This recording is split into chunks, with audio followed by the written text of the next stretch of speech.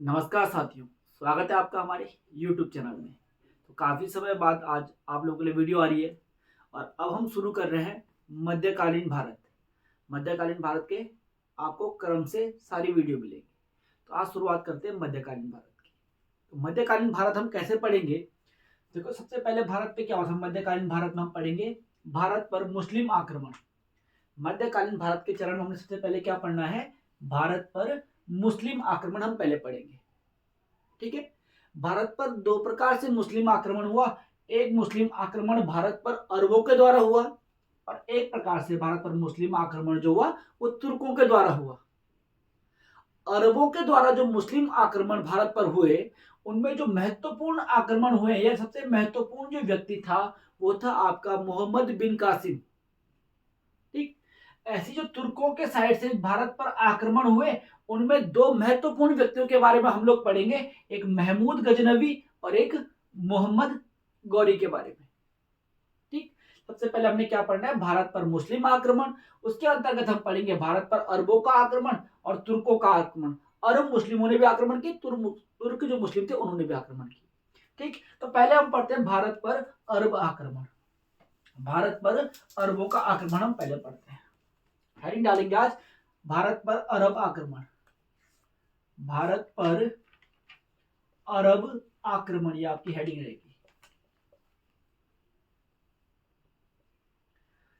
सबसे पहले अरब आक्रमण भारत पर है। सबसे पहले इसे पढ़ने के लिए हमें क्या पढ़ना पड़ेगा भाई? उद्देश्य क्या था? उन्होंने अगर भारत पर आक्रमण करा तो कुछ तो उद्देश्य रहा होगा। तो पहले हम पढ़ेंगे उद्देश्य कि इनका उद्देश्य यहां पर क्या था। ठीक हो गया। तो पहला उद्देश्य इनका था अपने साम्राज्य का विस्तार करना। अरब आपको पड़ता है, अरब भारत के अफगानिस्तान के बाद इधर अरब पड़ जाएगा। अरबों का पहला उद्देश्य भारत पर आक्रमण करने का था साम्राज्य विस्तार करना और धन एकत्र करना। तो पहला उद्देश्य था साम्राज्य विस्तार कौमा धन एकत्र करना। ठीक हो गया। दूसरा इनका उद्देश्य था इस्लाम धर्म का विस्तार करना। इस्लाम धर्म का विस्तार करना। ठीक हो गया। अब बात करते हैं भारत पर अरब आक्रमणों की। भारत पर जो पहला अरब आक्रमण हुआ वो हुआ आपका 711 में। भारत पर पहला अरब आक्रमण कब हो रहा है? आपका 711 में हो रहा है। किसने किया था? उबैदुल्ला द्वारा किया गया था। ये किसके द्वारा? उबैदुल्ला नामक अरब आक्रांता के द्वारा किया गया था। उबैदुल्ला द्वारा अरब जो आक्रांता था उबैदुल्ला, उसके द्वारा 711 ईस्वी में भारत पर पहला अरब आक्रमण हुआ और जिसमें वो क्या हुआ था? असफल हुआ था। असफल इसमें रहा था। इसके बाद 711 ईस्वी में ही एक और आक्रमण अरबों द्वारा भारत पर हुआ जो किया बुद्दैल ने। जो किसके द्वारा किया गया? जो किया गया बुद्दैल के द्वारा। और ये भी क्या रहा? ये भी आपका असफल रहा। ये भी सफल नहीं हुआ बुद्दैल। उबैदुल्ला भी असफल रहा, बुद्दैल भी असफल रहा। उसके बाद भारत पर एक अरब आक्रमण हुआ 712 ईस्वी में जो किया मोहम्मद बिन कासिम ने। किसने किया? मोहम्मद बिन कासिम ने। और ये क्या था? ये भारत पर होने वाला सफल आक्रमण था। आपसे क्वेश्चन करेगा भारत पर होने वाला सफल अरब आक्रमण, पहला सफल अरब आक्रमण कौन सा था? तो आप बोलोगे 712 ईस्वी में जो हुआ मोहम्मद बिन कासिम द्वारा जो किया गया था। भारत पर पहला जो अरब आक्रमण हुआ है वो हो गया है भाई 711 में। कभी कभी एग्जाम में आपको 711 डेट मिलती नहीं ऑप्शन में, तब आप 712 करेंगे। ठीक हो गया। अब पढ़ते हम लोग मोहम्मद बिन कासिम के बारे में। अब पढ़ेंगे हम लोग मोहम्मद बिन कासिम के बारे में। आपकी अगली हेडिंग रहेगी भाई मोहम्मद बिन कासिम। ठीक। अगली हेडिंग आप लोग डालेंगे मोहम्मद बिन कासिम। मोहम्मद बिन कासिम आपकी अगली हेडिंग रहेगी। 712 में। सबसे पहले मोहम्मद बिन कासिम ने 712 में कहां पर आक्रमण किया? तो ये आपको पता है पंजाब का जो ये बाहर वाला एरिया है, यहाँ पे था सिंध प्रांत, आपका सिंध प्रांत है ना। तो इसने 712 में क्या किया?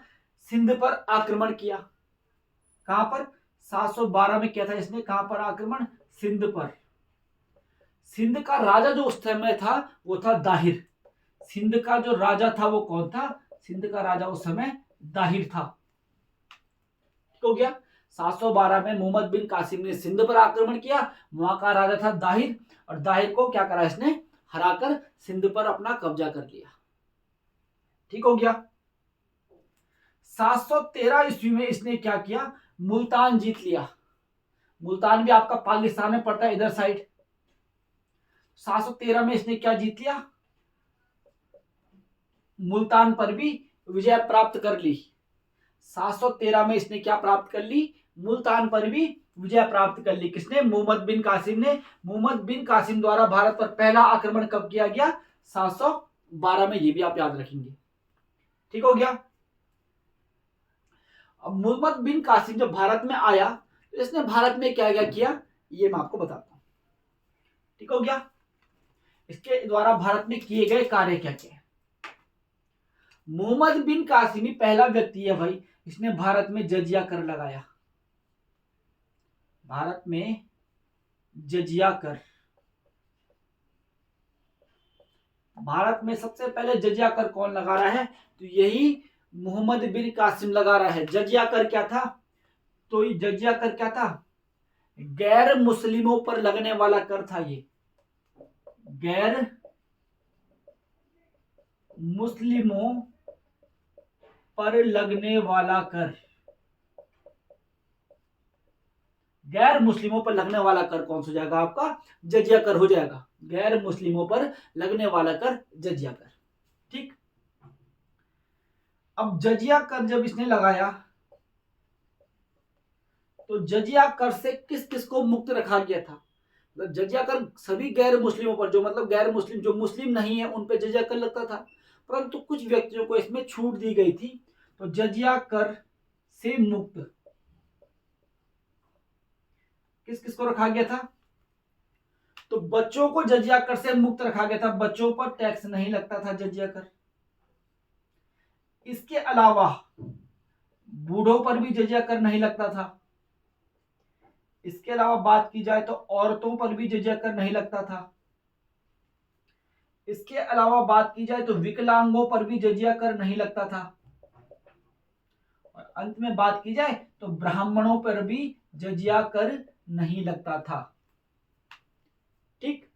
तो जजिया कर से किस किस को मुक्त रखा गया था?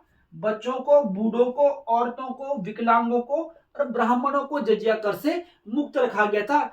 इन 5 व्यक्तियों पर जजिया कर नहीं लगता था। जजिया कर को भारत में सबसे पहले शुरू कौन कर रहा है? तो आपका भाई कौन शुरू कर रहा है? मोहम्मद बिन कासिम शुरू कर रहा है।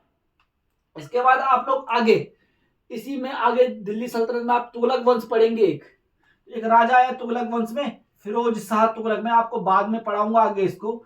फिरोज शाह तुगलक आया। ठीक हो गया।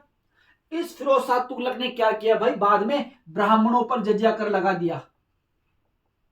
ब्राह्मणों पर जजिया कर लगा दिया इसने। बाद में मैं आपको मुगल सल्तनत में अकबर पढ़ाऊंगा। अकबर, अकबर ने जजिया कर समाप्त कर दिया।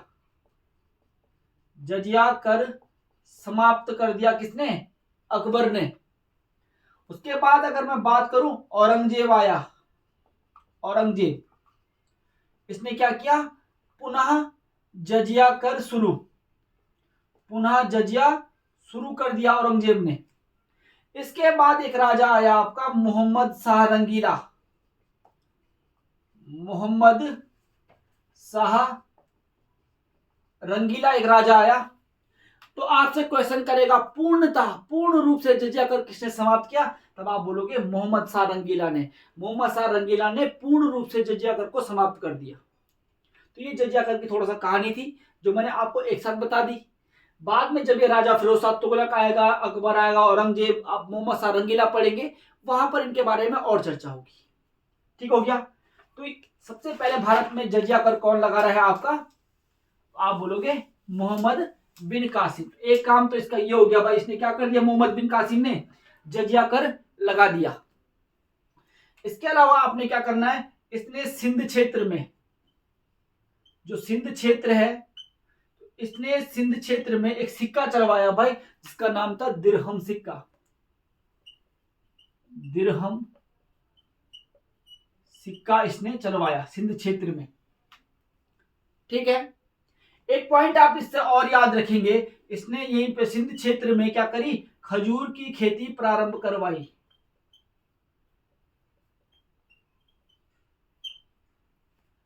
ठीक, इसने ही सिंध क्षेत्र में क्या करी, खजूर की खेती प्रारंभ करवाई। तो ये थे मोहम्मद बिन कासिम के द्वारा करवाए गए कुछ कार्य। अगर आपसे बोले कि अरबों ने, अरब जो थे, अरबों की सिंध विजय की जानकारी,